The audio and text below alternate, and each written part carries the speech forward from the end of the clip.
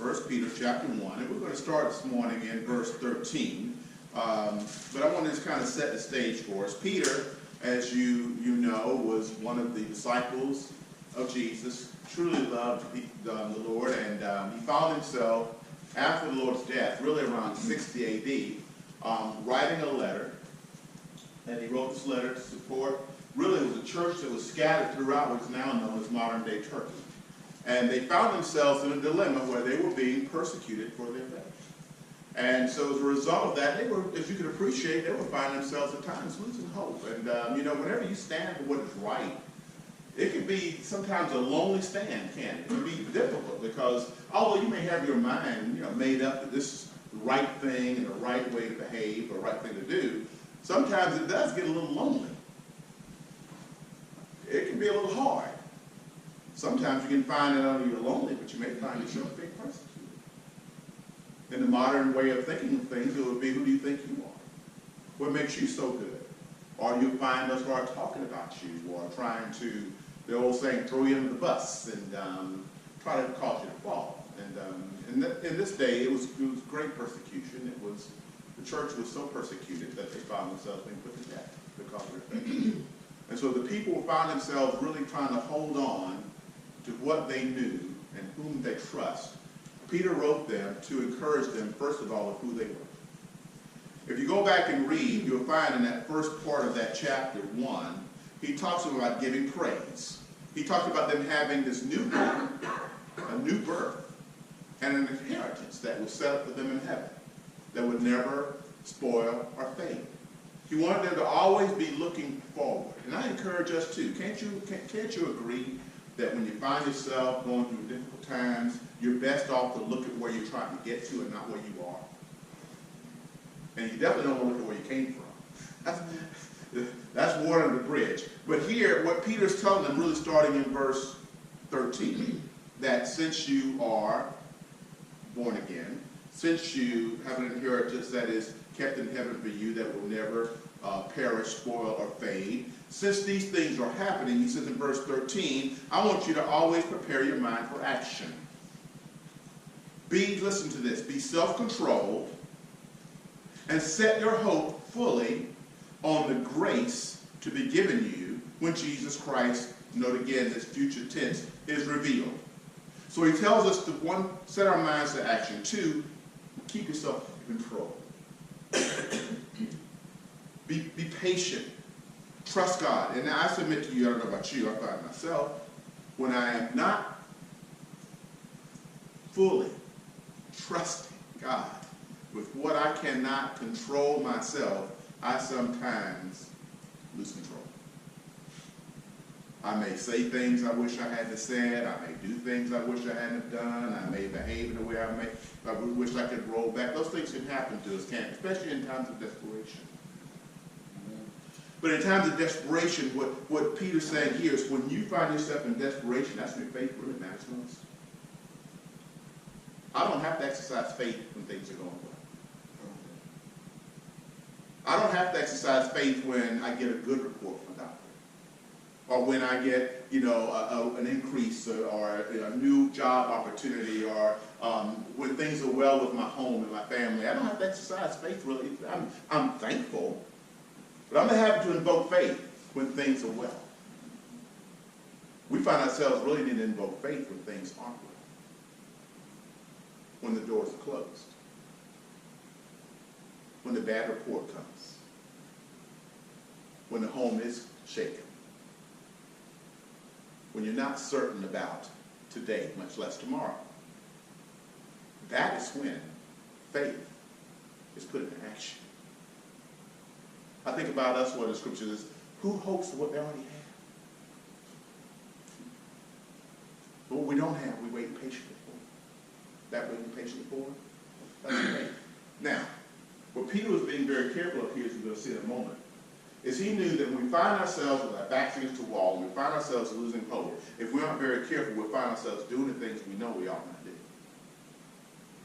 In fact, that's when sin is most likely to cause us to stumble and trip and fall, is when we feel like we have no hope. When we feel like we're about to give up. When we say, what's the use? When at that point, if you aren't careful, that's That's when your mind will be presented with things that would cause us to trip, sometimes stumble, and sometimes fall. I think about Galatians 6 says, when you see a brother that's about to fall, to lift him up. We should be sensitive to be careful to make sure we're able to catch one another when we find ourselves in those situations. So again, he says, be fully self-controlled and with this hope. Verse 14. Listen to how Peter says we are to see ourselves. Now, please note this. He was talking to adults. As obedient children, don't miss that. As obedient children, you know how parents will tell you, I don't care how old you get, you're still my child?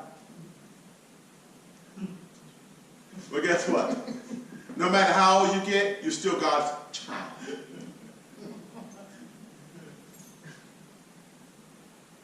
You are still seen that way. And for those of us who have children, especially who have grown children, okay, we see grown children, we know they're grown, but if you talk to mom and dad, they still see the little boy. They still see the little girl. They know you're grown, but they still see you as their child. They still love you as their child. They still want to care for you as your child. They know you're grown. And in fact, when you start wanting something from them, then they remind you, you're grown now. But other than that, you're still the child. Funny how that works. But God sees us as little children. And what do we do for little children? We care for them. We want to protect them. We want to guide them. We want to comfort them. That's how God sees us. He wants to guide you. He wants to comfort you. He wants to protect you because he loves you. And he cares about you. And I don't know what's happening when you find yourself alone, or you find things aren't working out right, or your life is upside down and you're trying to manage and you're trying to suck it up. And remember, God sees, knows, loves, and cares about you. More than you can care. Love yourself. Because he's our Father. And he says, again, look, as obedient children, he reminds, don't fall. Look what he says here. Do not conform to evil desires. See, when you don't have that hope, don't fall. That you had when you once lived in ignorance. Verse 15, but just as he who called you is holy. And that word, that word is so perplexing. That word is so mishandled. Holy does not mean that you're perfect. Holy means you're set apart. Holy doesn't mean you'll get it right all the time. You'll mess up. You're going to make mistakes. But you're set apart. To be holy means to be established as his own. It's an appointment of not being perfect, but depending upon the perfecter. Is to know that you are his.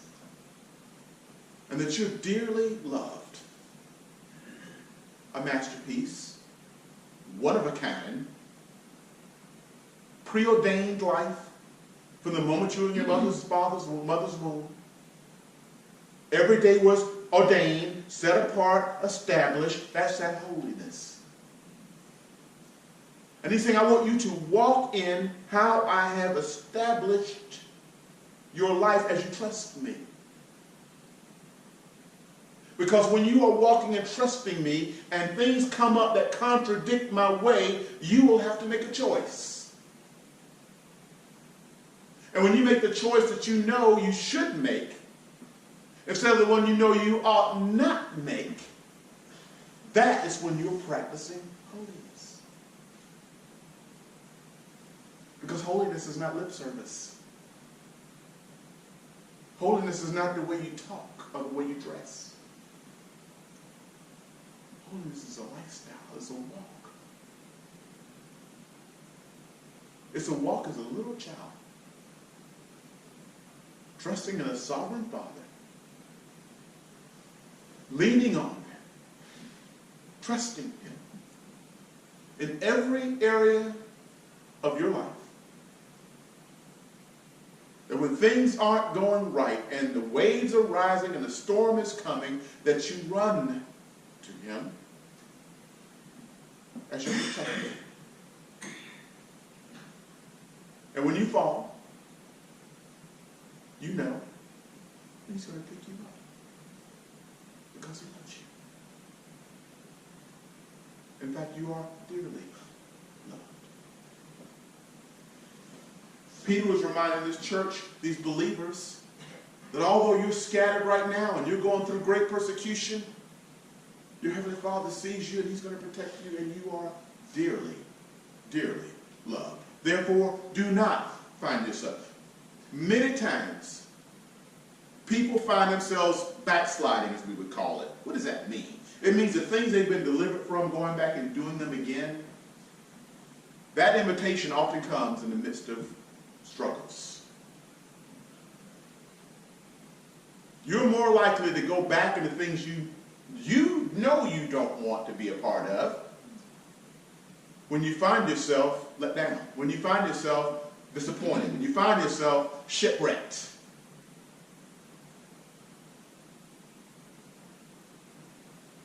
That's something we need to be very mindful. You say, when that happens, don't. I'm reading a book, and I'm going to go into the book. I like it. It's called Atomic Habits. It's a pretty good book. Talks about how to, and it's secular. Secular is not evil. Secular is not bad. All secular means is just looking at normal humanity type concepts, and it's not a theological perspective. That's what we call it secular. But essentially, it's talking about basic habits, basic lifestyle habits. And he talks about things that we should do. If you want to change habits, you need to do things that would cause the things that you know you don't want to do. To not think about the immediate results, because anything we do because it's going to give pleasure.